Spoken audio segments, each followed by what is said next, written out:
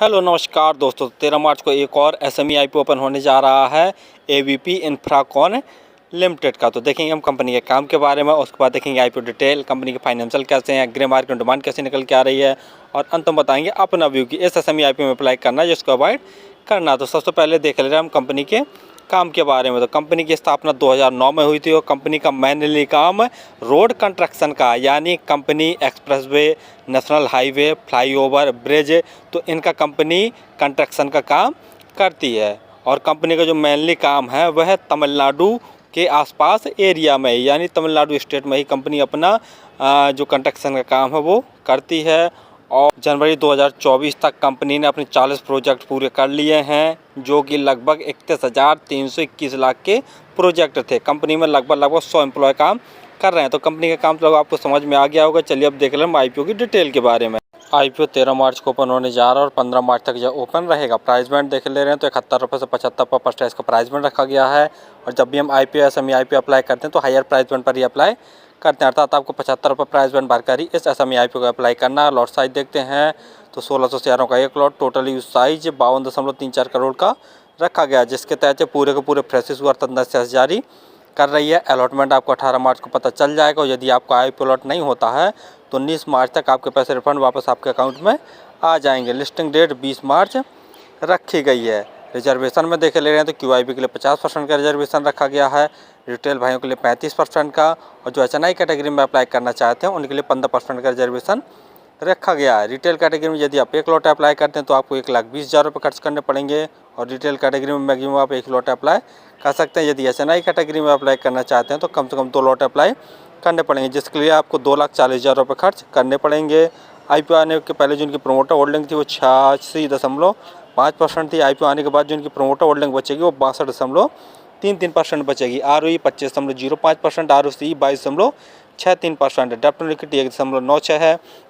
वहीं ईपीएस 5.87 तथा पी 12.77 है। पी वाइज भी देख लिया जाए तो थोड़ी सी महंगी वैल्यूएशन पर ये अपने आईपीओ को लेके आए हैं। फाइनेंशियल देखे ले रहे हैं, लेकिन फाइनेंशियल देखने से पहले आप हमारे चैनल को सब्सक्राइब कर लें ताकि आपको समय समय पर शेयर मार्केट संबंधी जानकारी, आईपीओ संबंधी जानकारी और एसएमई आईपीओ संबंधी जानकारी मिलती रहे। तो फाइनेंशियल जैसा देख रहे हैं सब 2 ही क्वार्टर के दिए हुए हैं, मार्च 2023 और अक्टूबर 2023। तो जैसा देख रहे हैं तो बढ़ रहे हैं, और जो ऑल अमाउंट्स हैं वो सभी के सभी लाख में दिए हुए हैं। रेवेन्यू मार्च 2023 में कंपनी का 11,550 लाख का था।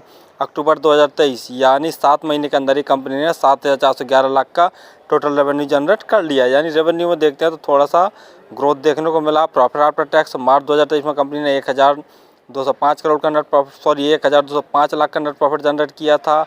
वहीं अक्टूबर 2023 में इसका प्रॉफिट 855 लाख का हो गया था। नेट वर्थ वो भी बढ़ रही है। रिजर्व मार्च 2023 में कंपनी के पास 2,059 लाख का था, जो कि घटकर अक्टूबर 2023 में 1,605 लाख का ही कंपनी के पास रिजर्व बचा, तो जो कंपनी के लिए बहुत नेगेटिव पॉइंट वाली बात है। वहीं बोरिंग देखते हैं तो मार्च 2023 में कंपनी के ऊपर 6,729 लाख की बोरिंग थी, जो कि बढ़कर अक्टूबर 2023 में 7,791 लाख की बोरिंग हो गई है। तो ये सबसे नेगेटिव पॉइंट वाली बात है कि कंपनी के ऊपर बोरिंग बहुत ज़्यादा है और बढ़ती ही जा रही है। जीएमपी ग्रे मार्केट प्रीमियम देखे ले रहे हैं तो 30 रुपये पर शेयर की ग्रे मार्केट में डिमांड निकल के आ रही है, और 1,600 शेयरों का एक लॉट है। तो 30 गुणा 1,600 करके देखते हैं तो एक लॉट में 48,000 जैसा प्रॉफिट दिखा रहा है। परसेंट वाइज देखा जाए तो लगभग 40% जैसा प्रॉफिट निकल के आ रहा है। जीएमपी में देख लिया जाए तो ठीक ठाक डिमांड चल रही है।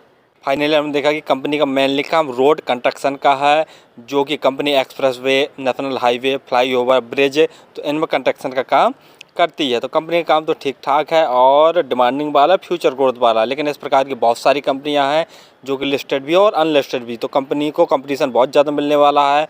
और फाइनेंशियल जैसा देख रहे हैं तो सर मार्च 2023 और अक्टूबर 2023 के ही दिए हुए हैं, तो ये थोड़ा सा नेगेटिव पॉइंट हो जाता है। और बोरिंग भी देख रहे हैं तो कंपनी के ऊपर ज़बरदस्त बोरिंग है। पी वाइज भी थोड़ा सा महंगी वैल्यूएशन पर अपने आईपीओ को लेके आए हैं। तो मेरे हिसाब से तो अगर इस एसएमई आईपीओ को अप्लाई करना चाहते हो तो लास्ट डे ही अप्लाई करें।